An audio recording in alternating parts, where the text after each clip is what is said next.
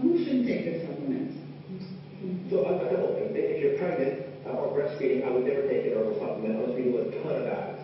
And these are almost by definition, because they've been used for thousands of years in other parts of the world, they're evaluated, but not the way we normally evaluate medications. But the bigger issue for me, actually, is there may be contraindications of using the supplement with other supplements in prescription pharmaceuticals. We just don't know a lot about that. But I would caution you about diabetes. And the reason is this is going to lower your blood sugar. So if you're on a diabetic medication, you want to make sure you talk to someone, like a doctor. Otherwise, your blood sugar will go too low. Okay. I hope it's helpful. So? Wow, that Dr. Raj sure knows what he's talking about. I'm going to go talk to my pharmacist.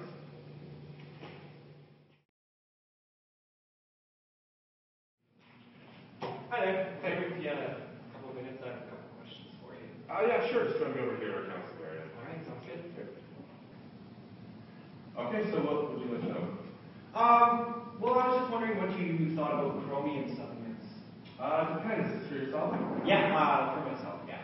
Okay, what makes you want to start taking Chromium? Well, I was watching Dr. Oz online the other day, and he was talking about chromium, and it was used for all sorts of different ways, but including weight loss and ramping up your metabolism or something.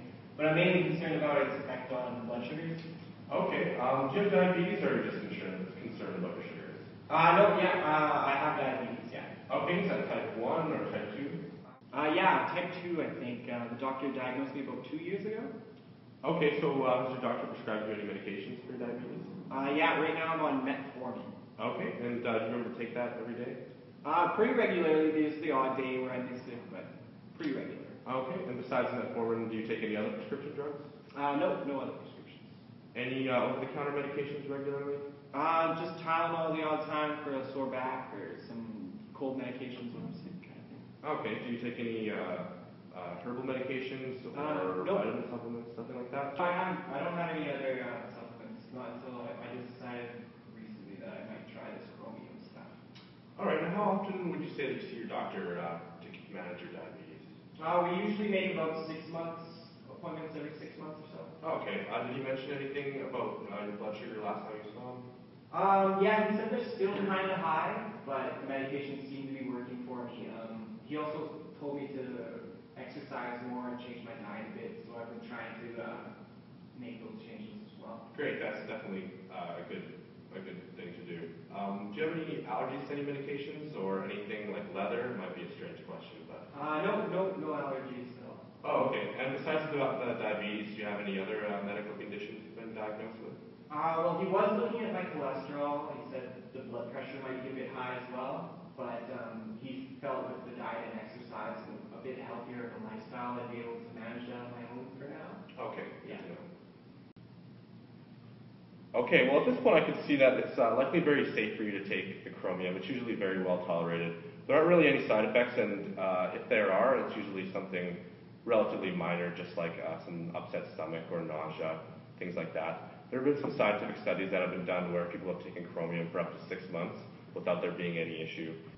Chromium is a trace mineral that can be found in lots of foods like meat or vegetables, and it is possible that someone might not be able to get all that they need from the diet. It's really good to know, but how does it help with diabetics? Dr. Oz said something about regulating insulin or something like that? Yes, well the way that Chromium works in the body is not fully understood actually. It is hypothesized that it helps to manage the hormonal influences that happen on the blood glucose. In some scientific studies it was able to show some effectiveness in lowering blood glucose, but in some studies it showed no effect at all. In essence, the jury is really still out on whether or not Chromium could help you. It's really, the evidence just isn't there to make that kind of call. Given, with my professional judgment, I can't really give you a hard recommendation on it. Okay, so if I wanted to take it, how much should I be taking?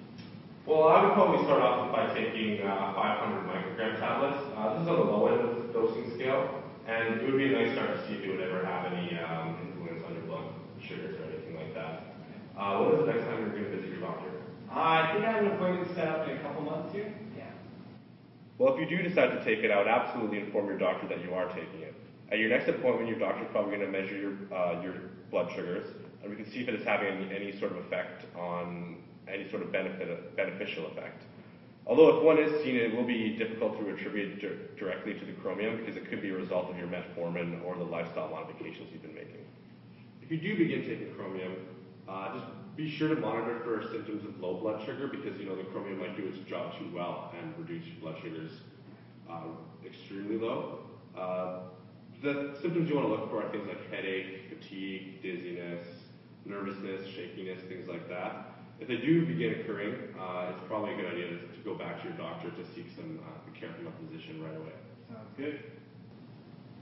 Okay, well, thanks for all your information. I was dead set on buying it, but now I'm just a little bit more skeptical, so I don't know if it'll work for me. Oh, yeah, you're welcome. The thing about herbal medications is that many of them are relatively safe, but the evidence supporting their use just simply isn't there. Having said that, these types of medications can be hazardous if they're not under any supervision. All right, well, thanks again. All right, you're welcome. See you.